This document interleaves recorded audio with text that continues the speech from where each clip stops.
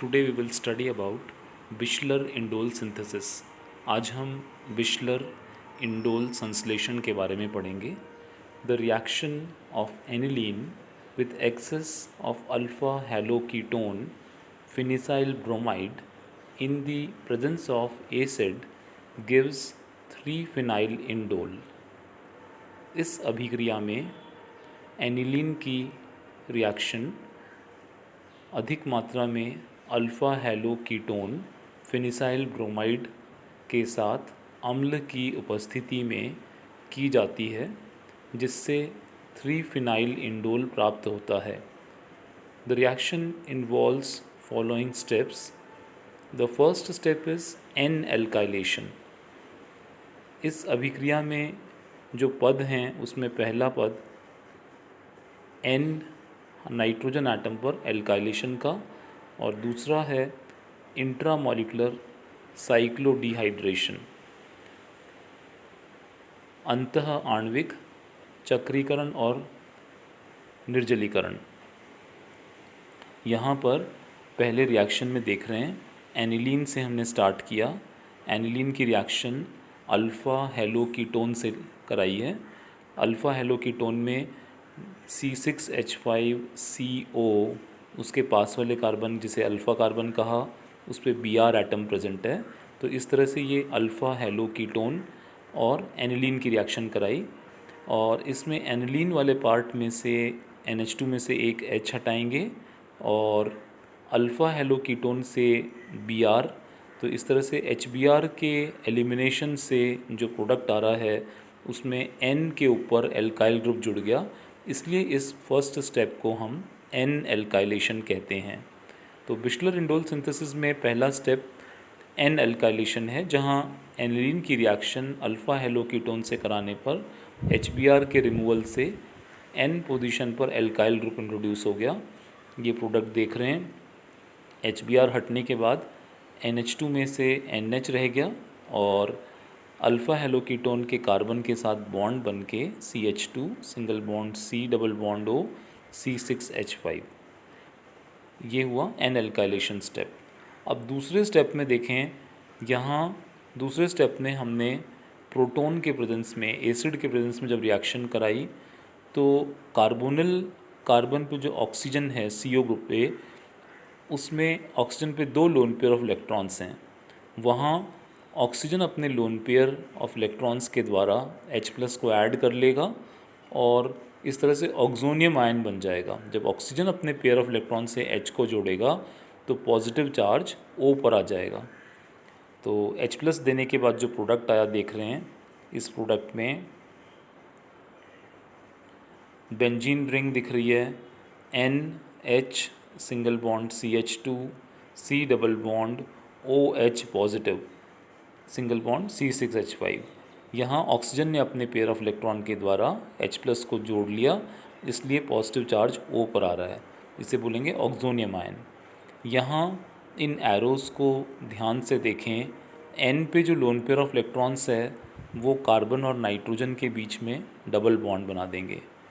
Benzene ring के जो pi electrons हैं जिनका एरो अपन ने एक कार्बन पे दिखाया है, वो दोनों इलेक्ट्रॉन उस कार्बन पे जाने से एनाइनिक स्पीसीज कार्बनाइन बन जाएगा, है ना। Electron rich site nucleophilic centre बन जाएगा और दूसरी तरफ C double bond OH positive pay जो एरो दिखाया है उससे कार्बन ऑक्सीजन बॉन्ड के इलेक्ट्रॉन्स O पर शिफ्ट होंगे, जिससे O का पॉजिटिव चार्ज ख़त्म हो जाएगा और कार्बन पे प्लस का चार्ज आ जाएगा।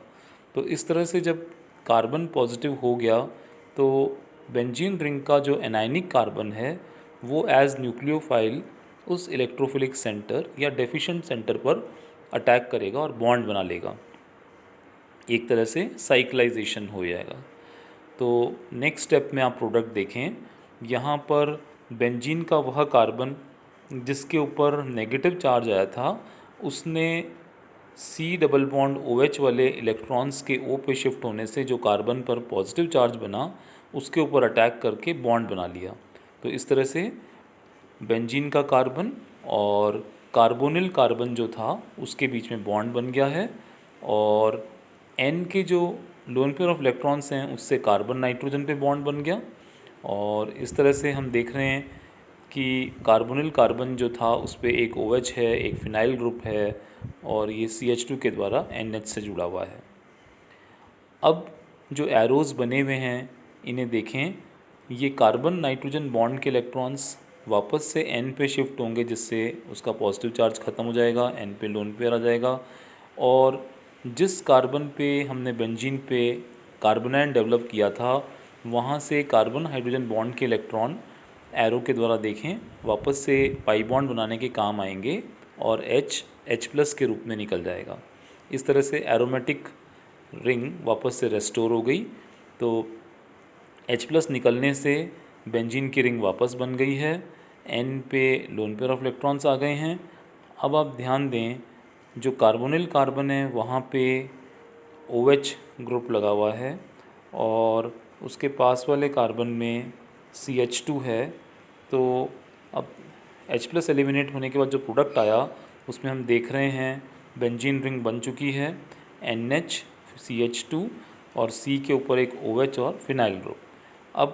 अब क्या होगा, डिहाइड्रेशन स्टेप है, जहाँ पर CH2 वाले पार्ट में से H हटेगा, और जो कार्बोनिल कार्बन था रिएक्टेंट का जिसमें OH डेवलप हो चुका है उस वाले से OH हटेगा। जब हम कार्बन पे से H और एडजेसेंट कार्बन से OH हटाएंगे वाटर के फॉर्म में डिहाइड्रेशन होके, तो यहाँ डबल बॉन्ड डेवलप हो जाएगा, और ये हमें इंडोल स्पीसीस मिल गई, और उस पर 3 पोजीशन पे फिनाइल ग्रुप है। तो इस तरह से ये 3 फिनाइल इंडोल प्राप्त हो रहा है बिशलर इंडोल सिंथेसिस के द्वारा। तो इस रिएक्शन में हमने देखा कि पहले N एल्काइलेशन होता है, जिससे कि एल्काइल ग्रुप नाइट्रोजन पर इंट्रोड्यूस हुआ, और फिर प्रोटोनेशन के द्वारा O पर प्रोटोनेशन होने से ऑक्सोनियम आयन बना, और फिर इलेक्ट्रॉन्स की शिफ्टिंग से कार्बोनाइन के द्वारा कार्बोनिल कार्बन जो कि डेफिशिएंट सेंटर है वहाँ अटैक होके बॉन्ड बन जाता है, जिससे साइक्लाइजेशन हो गया, और वापस से एरोमेटिक रिंग रेस्टोर करने के लिए H प्लस एलिमिनेट होता है और इलेक्ट्रॉन्स नाइट्रोजन पे शिफ्ट हो रहे हैं, जिससे बेंजीन की एरोमेटिक रिंग वापस बन गई है। अब बस यहाँ पे इंडोल के लिए हमें एक H और OH एलिमिनेट करना है, जिससे कि डबल बॉन्ड डेवलप होगा और इंडोल मिल जाएगा। तो इस तरह से बिशलर इंडोल सिंथेसिस के द्वारा हम ये इंडोल डेरिवेटिव बना सकते हैं।